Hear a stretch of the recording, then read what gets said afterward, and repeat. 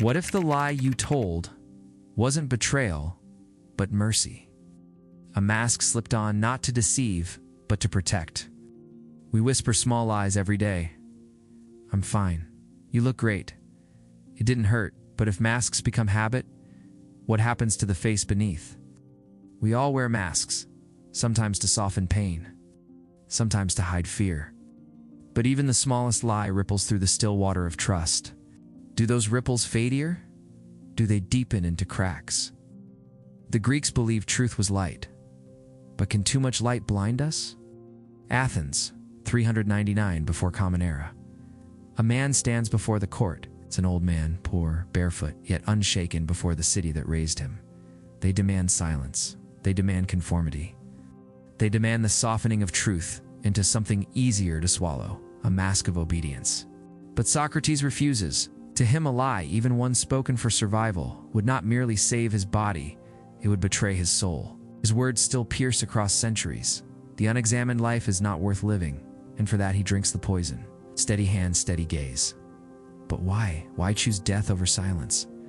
Why place truth above the beating of the heart itself? Perhaps because for Socrates, honesty was not a luxury, but the very pulse of freedom. To live in falsehood was already to be dead. He saw that a life without truth is a shadow, a mask that slowly devours the face beneath. So he chose the cup, not as defeat, but as defiance. A final act of witness to the idea that integrity can outlast flesh. Modern psychology reveals a haunting truth. Lying is not rare, it is human. It blooms early. By the age of 3, a child has already learned to bend reality, to test the fragile boundary between truth and imagination, and it never leaves us.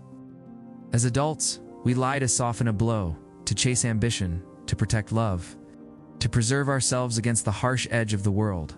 So is lying a flaw, an imperfection in our moral fabric? Or is it a feature, an instinct sharpened by evolution, a tool for survival hidden in the folds of our nature? Philosophy splits here. Kant thundered like judgment itself. Lying is always wrong. For him, even one false word corrodes the foundation of trust. And without trust, no society can stand. But Mill, with the quiet pragmatism of consequence, whispered, "If a lie brings more good than harm, perhaps it is not evil at all." Two visions, two roads. The other bends truth toward mercy, asking whether intention can redeem deception. And here we stand, between thunder and whisper, between purity and mercy. Which road do we walk? But here's the paradox. What if truth itself can wound more sharply than any blade? A doctor stands at the bedside, diagnosis heavy on the tongue.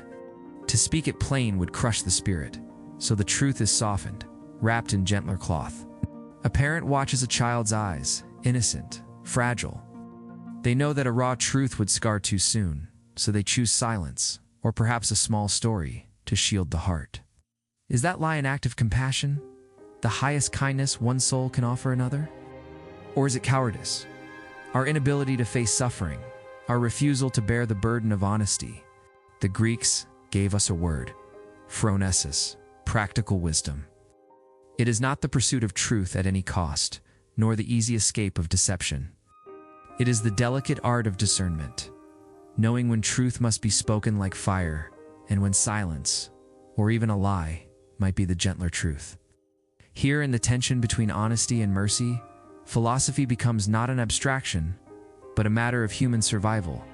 But the hardest lie is the one we tell ourselves. We hide behind illusions. We cling to masks that protect us from our own reflection. Yet Socrates warned, "Know thyself." And knowing means facing truths we fear most.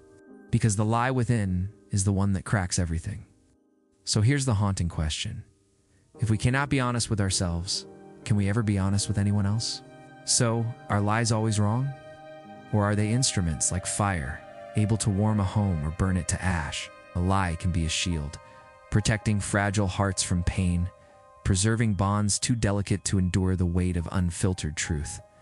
But that same lie, if carried too long, corrodes, turning trust to dust, love to suspicion. And truth, though radiant, is no simple cure.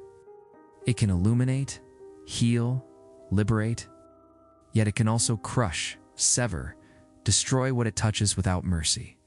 The burden does not rest in the syllables themselves, but in the pulse behind them, the intention, the courage, the care. When you speak, ask not only, "Is this true?" Ask also, "What will this truth do?" Am I guarding truth as a sacred flame, or merely guarding comfort, afraid of the fire it may ignite? Socrates chose truth, not because it was easy, not because it spared him pain, but because in it he found the thread that bound his life to something greater than survival. For him, truth was not comfort. It was the heartbeat of existence, the compass of the soul. And the echo of that choice has never faded. It lingers in us still, in every lie we tell to protect ourselves, in every silence that betrays what we know, in every word that builds or breaks the fragile trust between us. So the next time you reach for a mask, to soften, to hide, to escape, ask yourself, is it kindness or is it fear? Is this silence preserving love or slowly eroding it? And if you dare, step forward unmasked. For sometimes to leave the mask at the door is not only to speak truth, it is to live it. This was the journey into the ethics of lying, but the question is yours. When is a lie mercy, and when is it betrayal? Tell me in the comments, because your truth might be the story we all need.